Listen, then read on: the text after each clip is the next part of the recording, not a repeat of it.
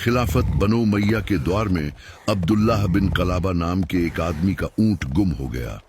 इस वजह से वो बहुत परेशान हो गया और ऊंट की तलाश में निकला। वो दिन रात आसपास के इलाकों में उसे ढूंढता रहा। क्या तुमने मेरे ऊंट को कहीं देखा है? नहीं, हमने नहीं देखा। लेकिन उसे वो ऊंट कहीं न मिला। ऐसे ही तलाश करते करते वो अदन नाम के शहर से दूर एक जंगल में चला गया। जब वो इस जंगल के काफी अंदर तक चला गया तो अचानक उसने एक अजीब मंजर देखा।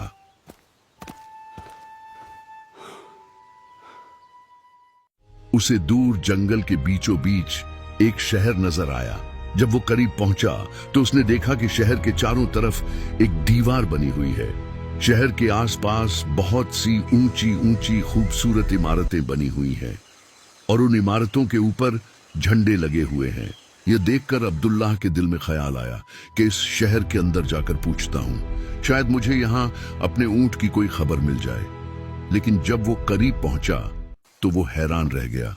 जितना वो आगे बढ़ता गया उतना ही उसे अजीब लगने लगा कि इतना बड़ा शहर सामने है मगर कहीं भी कोई इंसान नजर नहीं आ रहा। उसने अपना ऊंट जिस पर वो सवार होकर आया था उसे शहर के बाहर ही एक तरफ बांध दिया और एहतियात के तौर पर तलवार हाथ में पकड़ी और आहिस्ता आहिस्ता शहर की तरफ बढ़ने लगा। जब वो करीब पहुंचा तो उसे दो बहुत बड़े दरवाजे नजर आए। फिर जब वो दरवाजों के करीब गया तो उसके कदम रुक गए और वो हैरानी से उन्हें देखने लगा। वो दरवाजे इतने ऊंचे और इतने बड़े थे कि उसने अपनी पूरी जिंदगी में इतने बड़े दरवाजे नहीं देखे थे। और वो दरवाजे किसी आम लकड़ी के नहीं बल्कि एक कीमती और खुशबूदार लकड़ी के बने हुए थे और उन पर जगह जगह लाल और जर्द याकूत जड़े हुए थे। उन याकूत पत्थरों की रोशनी से पूरा दरवाजा जगमगा रहा था। वो हिम्मत करके अंदर दाखिल हुआ। जैसे ही अंदर कदम रखा तो उसकी आंखें हैरत से खुली की खुली रह गई। जो मंजर उसने वहां देखा वो उसकी सोच से कहीं आगे था। पूरे शहर के अंदर बड़े बड़े महल और शानदार इमारतें बनी हुई थीं। यह कोई आम मकान नहीं थे बल्कि सोने चांदी और कीमती पत्थरों से बने हुए महल थे। दीवारें खालिस मोतियों से जगमगा रही थीं।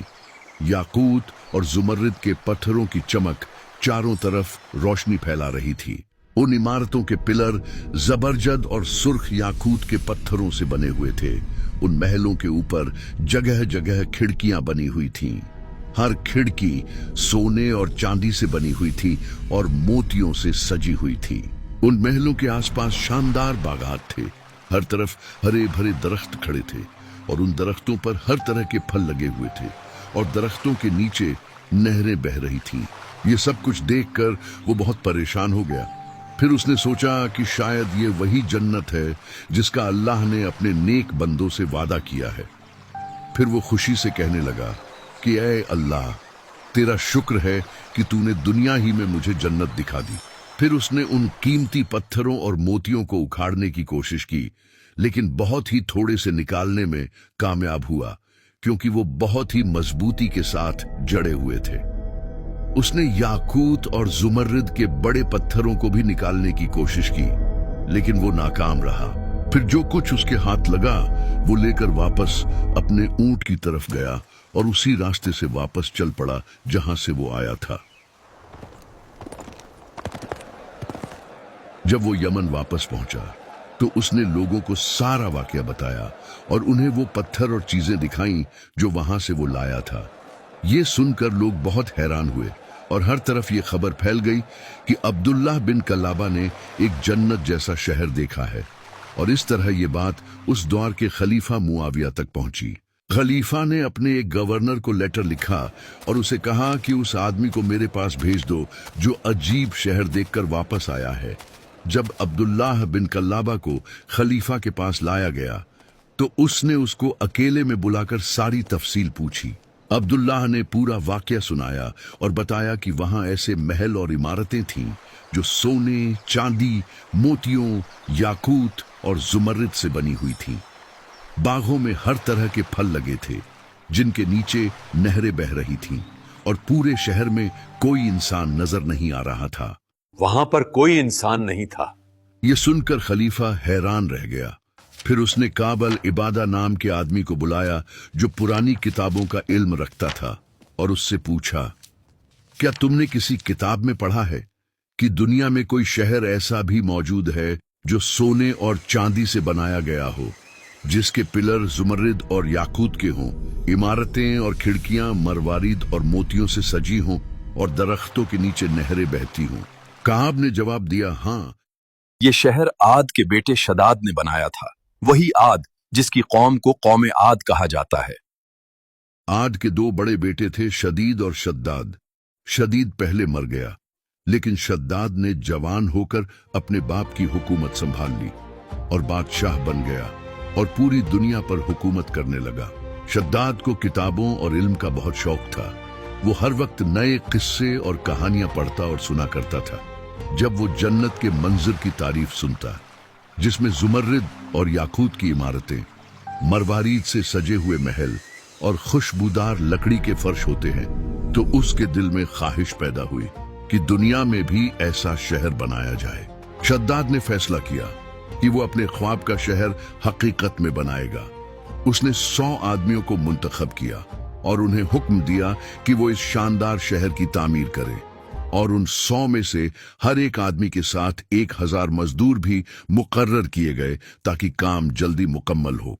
शद्दाद ने उन सब से कहा कि एक जंगल में सबसे अच्छी और बेहतरीन जमीन तलाश करो और वहां मेरे लिए ऐसा शहर बनाओ जो सोने, चांदी और कीमती पत्थरों से बना हो। ये हुक्म सुनकर वो लोग हैरान रह गए। उन्होंने सोचा कि इतना ज्यादा सोना, चांदी और इतने कीमती पत्थर कहां से आएंगे। एक आदमी ने हिम्मत करके शद्दाद से पूछा, बादशाह, इतना सोना, चांदी और कीमती पत्थर कहां से आएंगे? बादशाह सलामत, इतना सारा सोना, चांदी और कीमती पत्थर कहां से आएंगे? शद्दाद मुस्कुराकर बोला, शायद तुम नहीं जानते, दुनिया के सारे मुल्क मेरे कब्जे में हैं। हर मुल्क में मेरा बंदा भेजो और वहां के सोने और चांदी के खजानों में से जितना काम आए ले लो। इस तरह वो लोग 10 साल तक हर मुल्क से कीमती सोना, चांदी और कीमती पत्थर जमा करते रहे। फिर अगले 300 साल तक वो शहर बनता रहा। जब शहर की तामीर मुकम्मल हो गई तो लोगों ने शद्दाद को खबर दी कि काम खत्म हो गया है और वो शहर बिल्कुल वैसे ही बन गया है जैसे वो चाहता था। फिर शद्दाद ने हुक्म दिया कि उस शहर के चारों तरफ एक दीवार बना दो ताकि कोई भी आसानी से अंदर ना आ सके, और उस दीवार के चारों तरफ हजारों दरख्त लगाओ ताकि शहर की खूबसूरती और भी बढ़ जाए। लोगों ने शद्दाद के हुक्म के मुताबिक सब कुछ तैयार किया। जब सब काम मुकम्मल हुआ तो उन्होंने दोबारा उसे खबर दी कि हर चीज अपने मकाम पर है और शहर तैयार है। शद्दाद ने फिर हुक्म दिया कि लोगों से कहो, इस शहर की तरफ जाने की तैयारी करें। लोग 10 साल तक सफर के लिए सामान और जरूरी चीजें तैयार करते रहे। फिर शद्दाद अपने लश्कर के साथ रवाना हुआ। रास्ता बहुत लंबा था, लेकिन वो इस जन्नत जैसे शहर को देखने के लिए बहुत बेचैन थे। लेकिन जब वो इस शहर के करीब पहुंचा और सिर्फ एक रात का सफर बाकी था तो अल्लाह ने आसमान से एक गरजदार आवाज भेजी। ये आवाज सुनकर शद्दाद और उसके तमाम साथी फौरन हलाक हो गए। न वो खुद शहर में दाखिल हो सका और न उसके साथियों में से कोई दाखिल हो सका। फिर काब ने बताया कि मेरे इल्म के मुताबिक नबी अलैहिस्सलाम के जमाने के बाद एक आदमी इस शहर में दाखिल होगा जिसके बाल सुर्ख रंग के होंगे और उसका कद छोटा होगा, और वो अपने ऊंट की तलाश में शद्दाद की इस जन्नत तक जा पहुंचेगा और फिर उसके अंदर दाखिल होगा। जब खलीफा ने अब्दुल्लाह को काब के सामने बुलाया तो काब ने एकदम से कहा, खुदा की कसम, यही वो आदमी है जिसकी निशानियां बताई गई हैं। और इस तरह शद्दाद अपनी इस जन्नत को देख भी न सका जिसे वो कई 100 सालों तक बनवाता रहा।